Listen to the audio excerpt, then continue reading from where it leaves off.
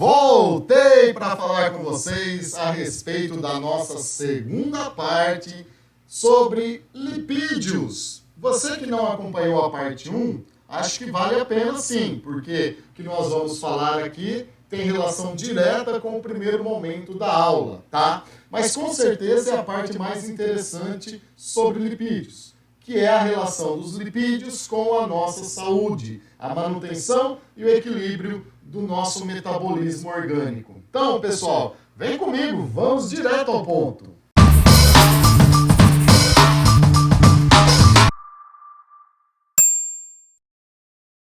Então vamos lá, pessoal. Vamos agora entender como é que carboidrato vira lipídio. Depois, como é que lipídio vira carboidrato. É o momento em que a gente vai entender como que a gente começa a estocar os lipídios que estão no nosso corpo. Bom, açúcar. Quais são as grandes fontes de açúcar, de carboidrato? Principalmente massa, pão, nhoque, macarrão, lasanha. Então vamos imaginar que o professor Montanha está fazendo uma reeducação alimentar, tá? E eu comi uma porção ideal de lasanha. Então, eu estou no meu processo digestório, então durante a minha digestão, vou transformar amido em glicose lá no meu intestino. Aí, pessoal, essa glicose, que é um monossacarídeo, vai cair na corrente sanguínea, e lá na corrente sanguínea, essa glicose vai entrar na célula. Então, vamos ver essa glicose entrando na célula. Uma vez que essa glicose entra na célula, ela vai ser quebrada para começar a gerar energia. Cada vez que se quebra a glicose, ela libera energia para formar ATP. Num primeiro momento, essa glicose é quebrada ao meio e forma um composto chamado acetilcoenzima A.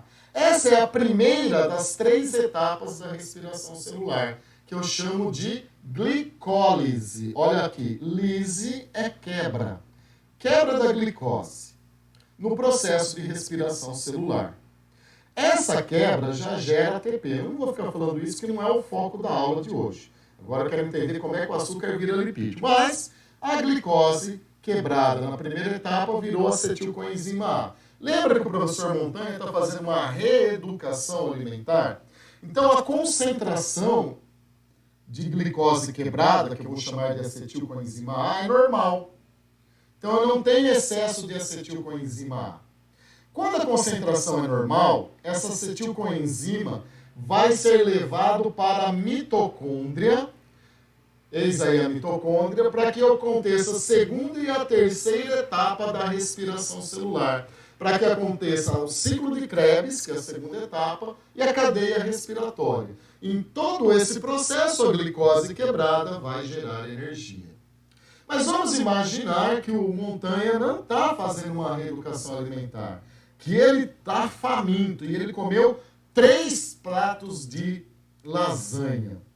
Então, pessoal, a concentração de glicose na célula, a concentração de glicose que entrou, não é normal, está acima do normal. Logo, a concentração de acetilcoenzima também vai estar acima do normal. Então, em excesso, acetilcoenzima é convertido em ácido graxo.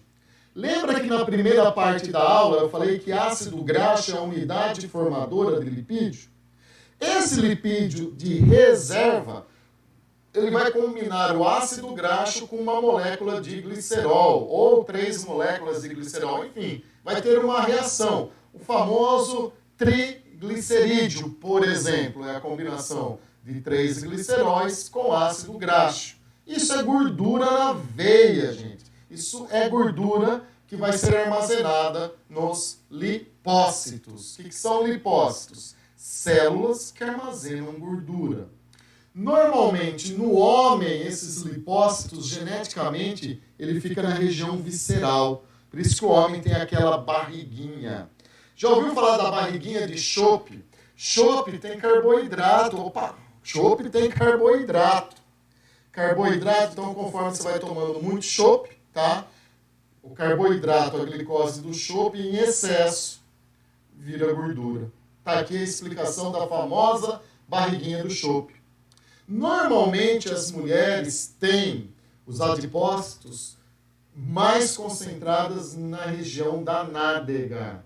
Então, é comum o homem ter uma barriguinha e a mulher tem o bumbum, vai crescer no primeiro momento. É claro que depois tudo isso vai ser distribuído pelo corpo, mas preferencialmente no homem é na região abdominal e na mulher na região das nádegas, onde nós temos mais acúmulos por tipo sexual.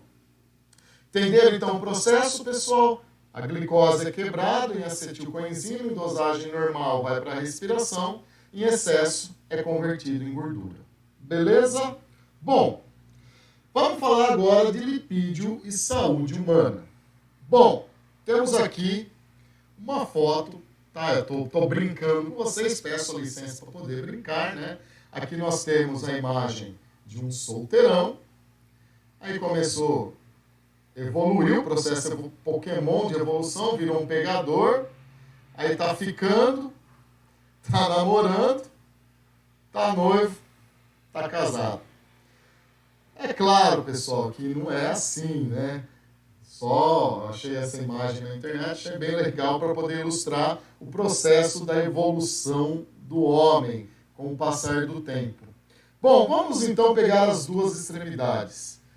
Um homem que tem um corpo saudável, um homem que está levemente obeso, tá bom? Bom, vamos fazer a comparação. Primeira comparação, nível de atividade física. Esse rapazinho aqui vai ter uma atividade física alta.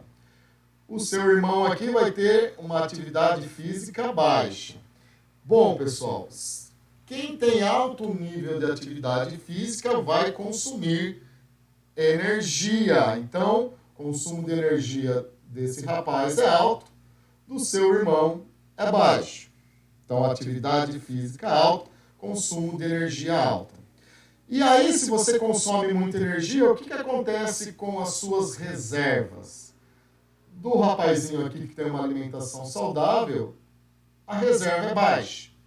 Do seu irmãozinho, o acúmulo de reserva é alta. Ok? Danos à saúde. Quando o sujeito está dessa maneira aqui, ó, o dano de saúde é quase nenhum.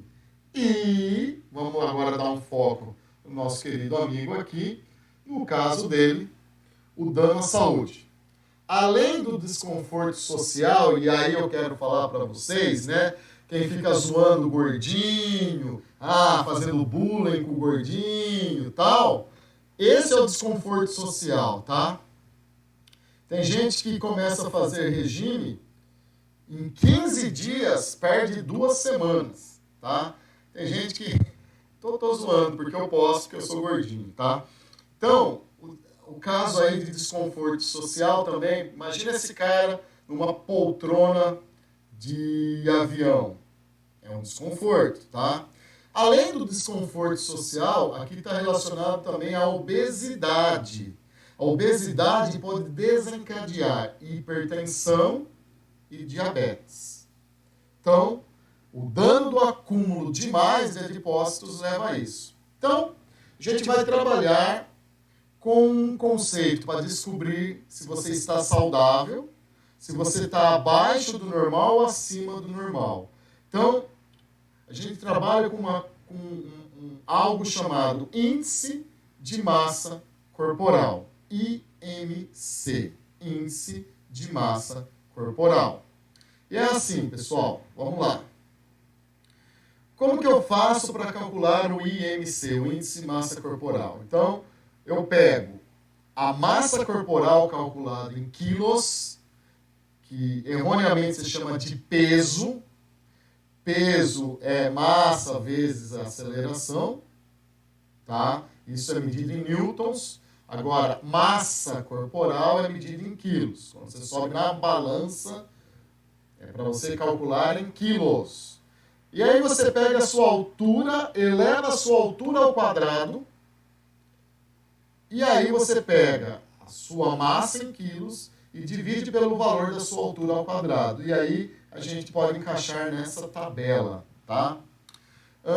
Se o seu índice é menor que 18,5, você é magrelo, você está subnutrido. Olha que bem, você vai poder comer mais e comer à vontade, tá? Então faça esse cálculo aí e vê se você está abaixo da situação normal. Se você tiver de 18,6 a 24,9, cara, parabéns! Seu índice de massa corporal é considerado uma pessoa normal.